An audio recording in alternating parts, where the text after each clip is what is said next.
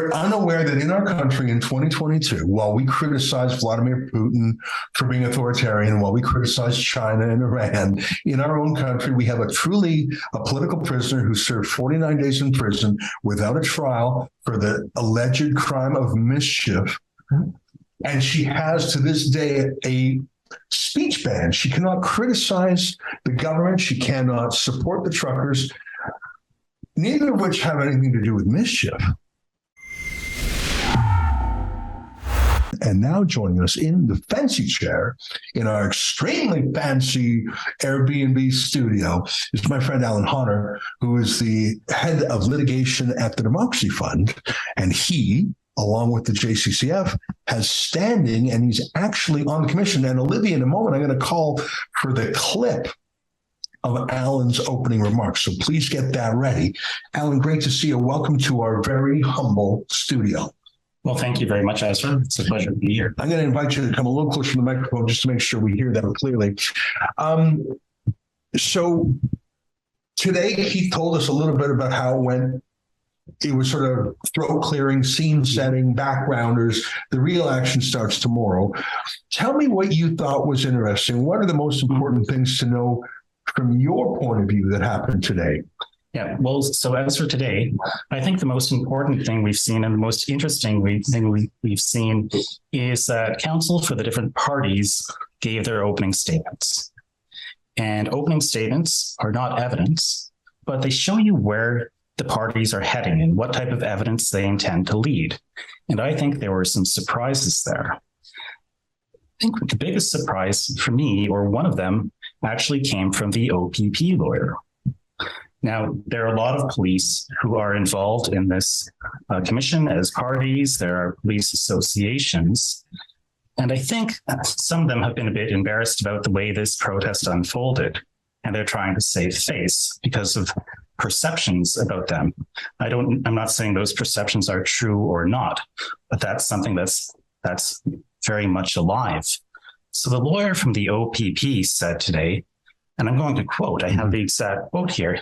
He said, Windsor was very much a success story.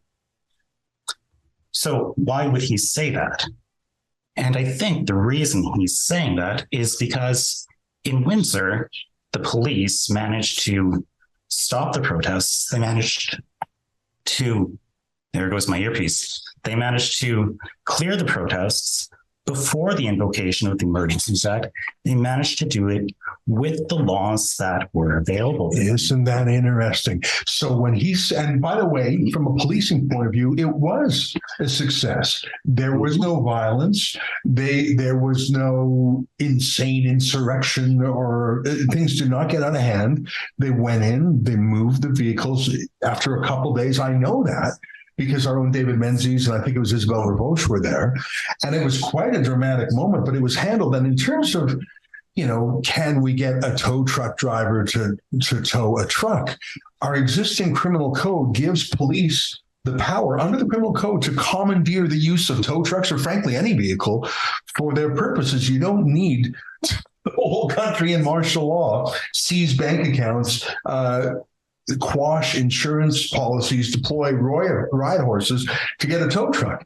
You actually, in the criminal code, have the power to take any tow truck you please at any time. It's quite an astounding power that the police have. That's very interesting that the OPP sort of, like I'm sure they wouldn't characterize it as attacking the Emergencies Act, but by implication, if they had a successful clearing of the bridge, and by the way, there was no strategic problem with having trucker protesters in Ottawa. Okay, so there's some horn honking that stopped immediately after a local judge said, stop the horn honking. But there was no strategic shutdown. There is no strategic value to those lanes of traffic a couple of blocks away from Parliament Hill. There was a lane kept clear for ambulances and fire trucks the whole time. Whereas blocking the Ambassador Bridge between Windsor and Detroit is extremely important. That is one of the most economically important bridges in all of North America in terms of trade. So that was very important. And yet that was cleared in a couple of days with no violence, with no shock and awe, and certainly no Emergencies Act. That is a very interesting comment by the OPP. I think you're absolutely right, Ezra. And what surprises me is that I thought TDF was going to need to make this argument. I thought the JCCF would have to make it, but now it looks like the OPP is going to be helping us out with that. I wonder if that's on purpose or if that's just speaking the truth, the whole truth, and nothing but the truth. Well, as I say, I think they're probably trying to save face here a bit. That's my theory. I don't know. But let me raise another point if I can, Ezra. It's sort of along the same lines. The government of Alberta. I thought they had a very interesting opening statement because they had Coots, and this is what they say. And I'm going to read it again because this is an exact quote. They say that the law enforcement mechanisms were, quote, completely sufficient to deal with Coots. Huh.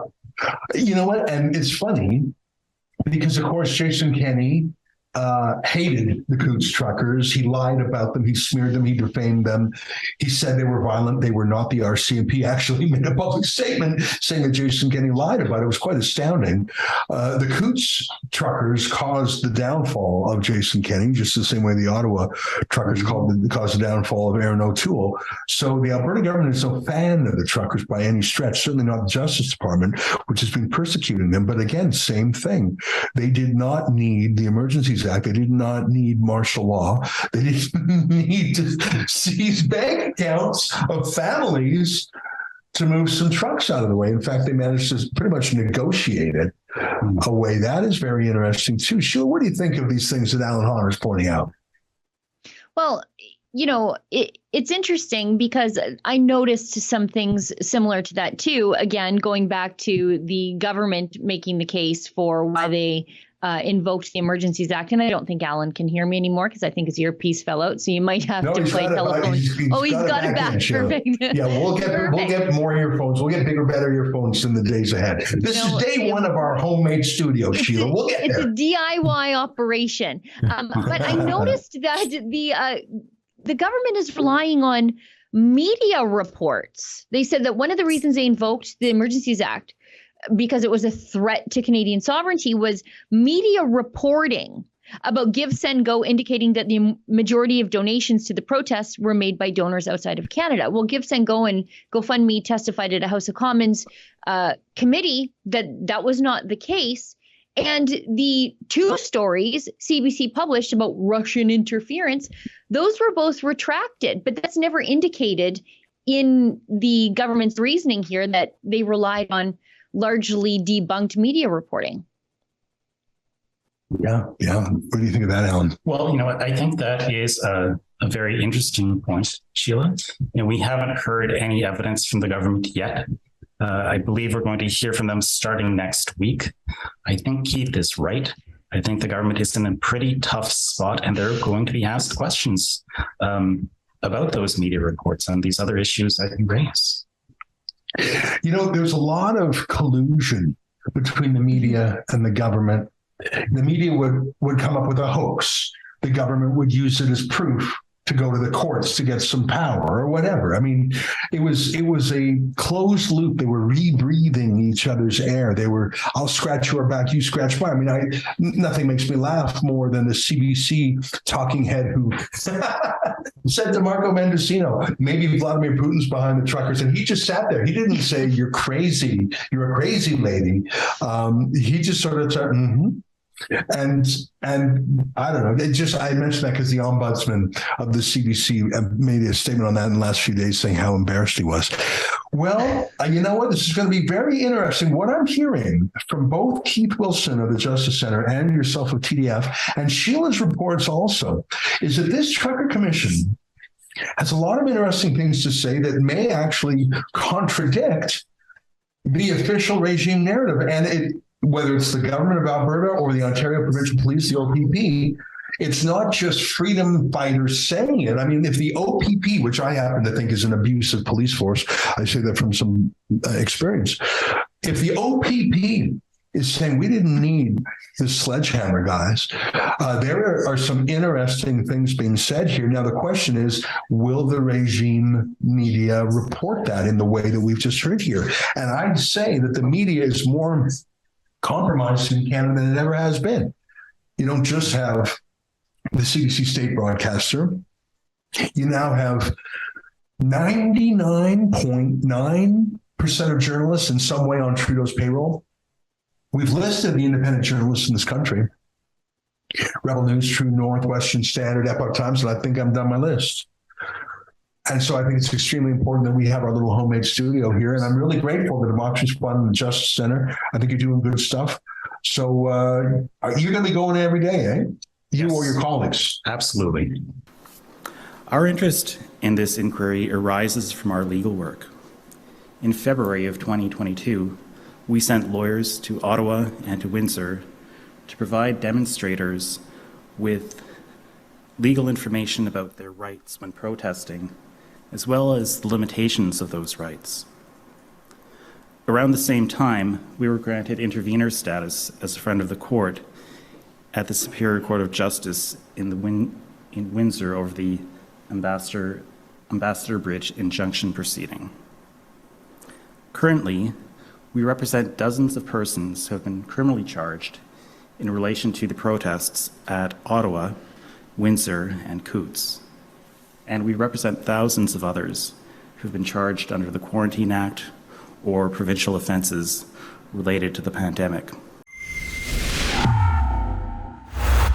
If you want to make sure to see everything that's happening and stay up to date with all of the action here, straight from downtown Ottawa, straight from Parliament, go check out truckercommission.com. Also, if you want to help us pay our expenses here, which includes an Airbnb, travel, food, and everything, you can also chip in at that same link.